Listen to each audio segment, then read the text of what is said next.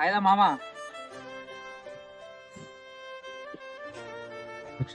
ఏంట్రా ఈడు? అరే మామ ఏంటి మీ ఇద్దరు కలిసి ఉంటారు, ఏమైంది? నైట్ మెసేజ్ చేశాడు మామ, రిప్లై ఇవ్వలేదేమో, కోపంగా ఉన్నాడేమో. ఎంతైనా వాడు మన ఫ్రెండ్ రా. ఆగు రే మామ, ఇట్రా ఇట్రా ఇట్రా.